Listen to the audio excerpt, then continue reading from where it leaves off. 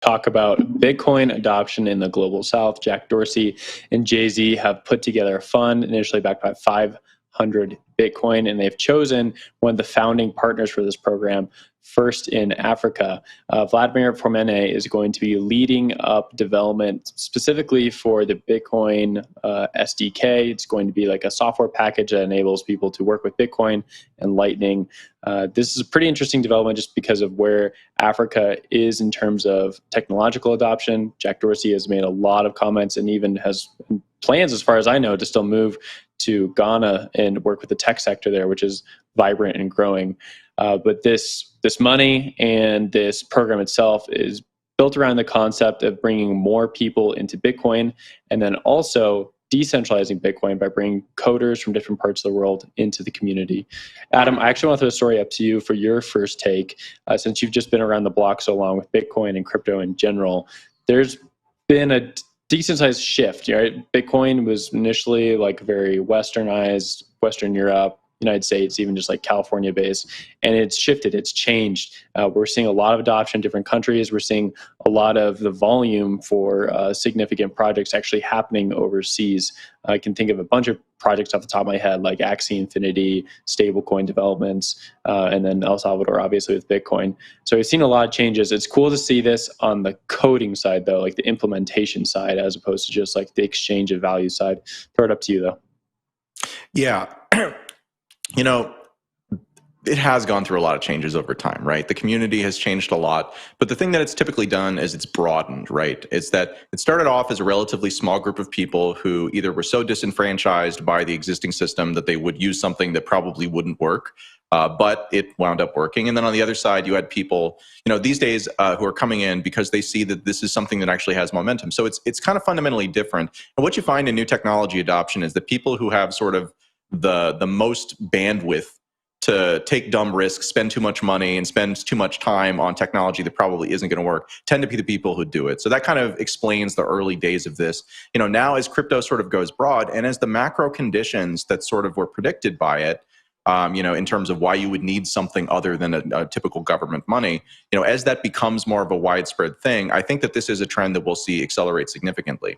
I think that there's another interesting element to this story, which is specifically that, you know, like becoming a Bitcoin developer isn't really a process, right? Like it's something where you do it and you need to typically be able to support yourself without an income because you're going to be doing that instead of the other thing, right?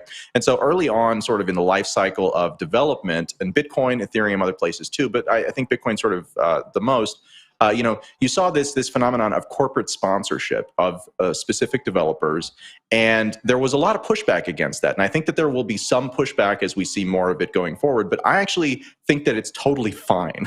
I like the kind of corporate sponsorship model because it means that you can see whose interest a person is working in to the extent that they are working in anybody's interest, right?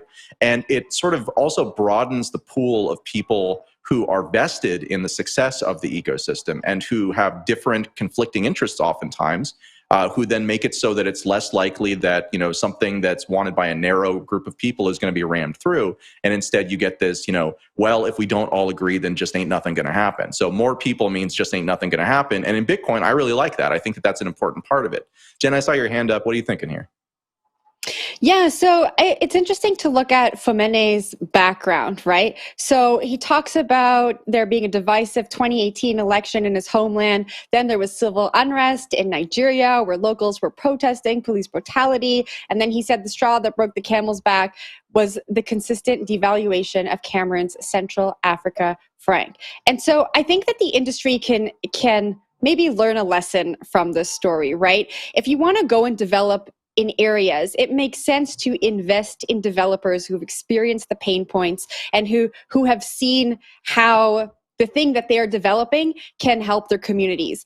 And I think that comes back to education, right? We talk so much about education, especially in underdeveloped areas. Well, if you have people who are from that area who are helping to build out the infrastructure, well, then they're the ones who can go back and contribute to that education. And we've created now a cyclical ecosystem that is very different than the one that we so often talk about here in the West. And so I think this is really, really smart. And for anyone who's trying to get into these areas, invest in the people in those areas because they really understand the problems that the technology is going to solve. So I think that this is awesome. But Adam, I saw your hand go back up. I'm going to be really quick here. I just can't not. So what I love about what you just said there is that is classic decentralization theory, right? When you look at a centralized system is one that has all the power vested in the center and it makes decisions for the fringes of the network, right? The rules are either all the same for everybody or different, but they're determined by the smartest people, not by the people who it affects. Decentralization is the opposite of that. It's the idea that intelligence really lives at the edge of the network. And while in the past we needed centralized coordination, through corporations and stuff like that, new technologies make it so we actually don't, and we can have our cake and eat it too, with a centralized structure that's neutral while still having people be able to really have control over the decisions that affect their individual lives. So very, very happy to see that, and I think that is the important trend that you've identified there, Jen. Sandali? Yeah, Adam, I agree with you, and I want to come back to the point you made about compensation. I think that's going to be key here. In addition to education, of course, one of the reasons why tech companies move to some of these countries in Africa and Asia is because you can find talented people in tech for cheap.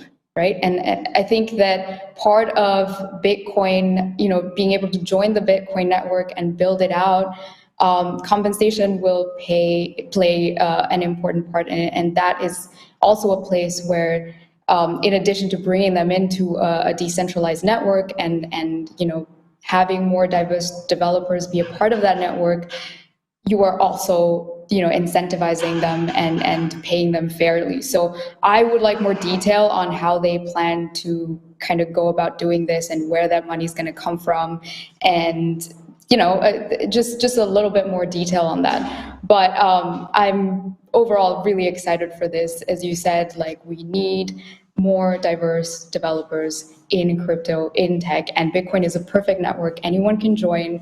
You just need a little push, and I'm glad to see that coming from somewhere. Jen? I wonder if Jack Dorsey and Jay-Z are focusing on education, because Jay-Z's other product was providing, focusing on real education, because the other project he has is in Brooklyn, New York, in Marcy, where he's from. And I think it's a 12-week educational program that he's launching there. I was reading an article in The Guardian, I think it was last month, where people were saying, well, I don't know why we need this program here. I already don't make that much money, so why would I put it into something where I'm going to lose that money? And I think the education has to be something that's long term. I think especially when you're living at the poverty line or below it, the average income of people in the Marcy project, I think, was at 24 household income at $24,000. I think when you're dealing with people who are really living paycheck to paycheck and struggling to put food on the table, the education has to be long term. I don't think it can be a 12-week crash course and then off you go to, invest in Bitcoin or maybe not invest in Bitcoin. And so I hope that they are thinking about it long term.